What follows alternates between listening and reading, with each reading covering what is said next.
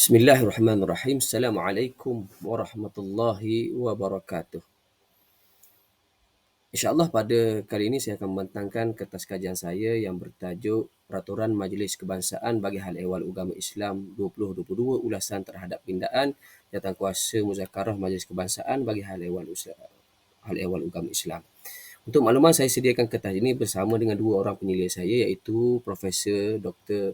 Irwan Muhammad Subri dan juga Profesor Madya Dr. Muhammad Nasir bin Abdul Majid.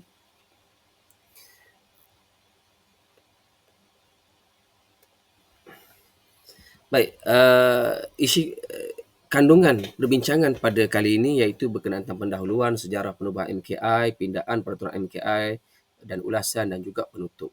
Sedikit pendahuluan untuk kajian ini berkaitan tentang peraturan Majlis Kebangsaan bagi Ehwal Ugama Islam yang telah ditetapkan, yang telah diwujudkan oleh Majlis Raja-Raja pada tahun 17 Oktober 1968. Ini sedikit berkenaan latar belakang lah. Dan di bawah jawatankuasa peraturan ini terdapatnya jawatankuasa fatwa yang berperanan dalam menimbang dan memutuskan fatwa tentang apa-apa berkenaan tentang agama Islam yang diajukan oleh Majlis Raja-Raja.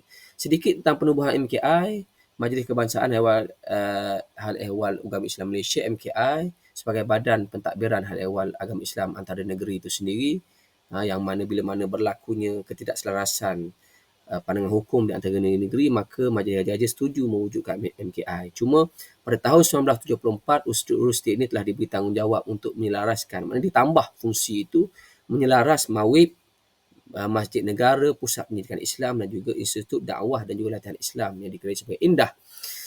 Tahun 1977 dinaik taraf menjadi bahagian agama Jabatan Perdana Menteri, manakala tahun 1985 menjadi bahagian hal ehwal Islam iaitu BAHIS, dan pada 1997 sekali lagi dinaik taraf menjadi Jabatan Kemajuan Islam Malaysia yang juga disebut sebagai JAKIM dan berfungsi sehingga hari inilah. Dan inilah sejarah berkaitan tentang MKI yang membawa kepada penubuhan JAKIM pada hari ini. Baik, seiring dengan penubuhan MKI ini, fokus perbincangan kita berkaitan tentang Jawatankuasa Fatwa Kebangsaan iaitu yang disebut dengan nama ringkas JFK yang telah ditubuhkan pada tahun 1970.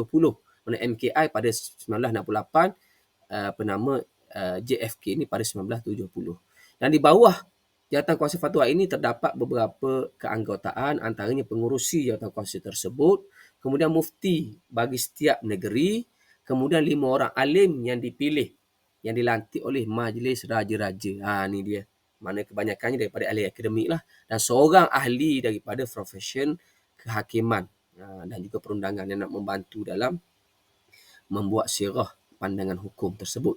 Baik, secara ringkas saya boleh sebut sini, mesyuarat ini, jawatankuasa ini dia bersidang melalui dua cara. Pertama, Majlis Raja-Raja, mana bila ada isu maka dia akan dibincangkan. Cuma Majlis Raja-Raja ni dia agak tertakluk kepada prosedur dan tak banyak isu-isu, manakala JAKIM telah mengambil inisiatif mewujudkan MJFK Muzakarah Fatwa Kebangsaan, yang mana dia tanpa mesyuarat Raja-Raja. Mana isu datangnya daripada kementerian, agensi dan sebagainya, maka dibincangkan di dalam platform tersebut.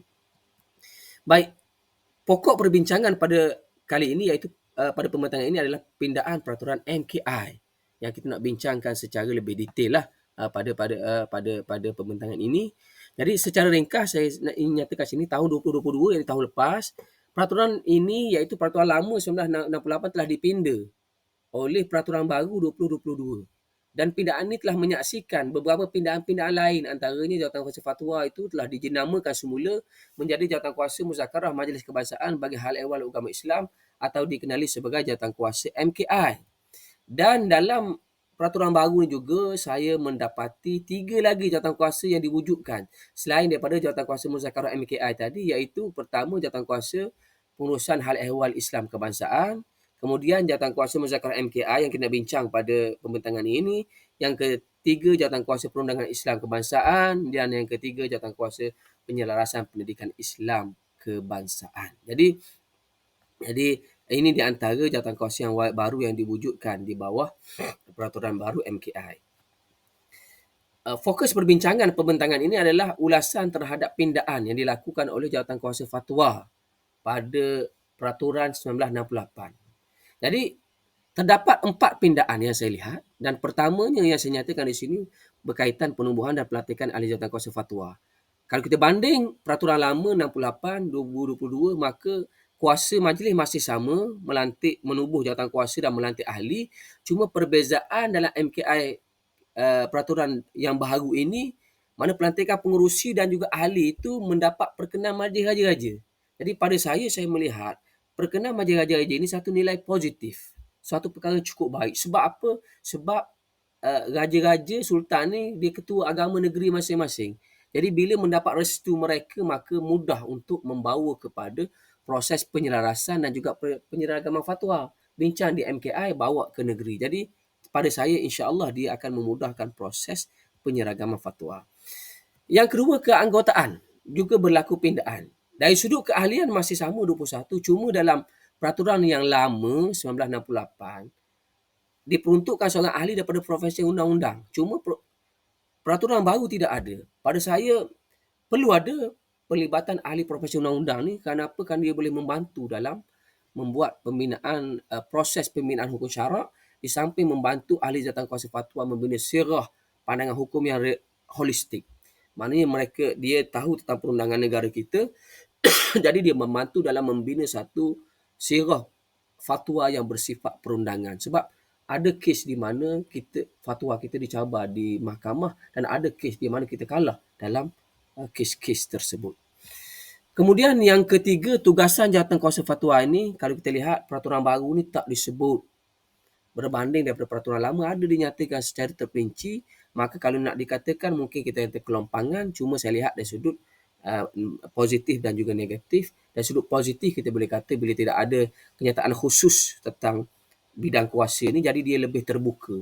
Bukan hanya tertaluk kepada majlis raja-raja punya aduan, tapi mana-mana individu, agensi dan sebagainya maka boleh dibincangkan di bawah jawatan kuasa ini.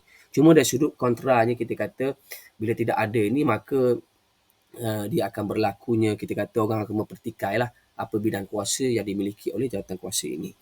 Dan yang terakhir sekali iaitu penjenamaan istilah baharu. Jadi kita tahu nama telah ditukar. Dulu jawatan kuasa fatwa, sekarang ni jawatan kuasa musyawarah MKI.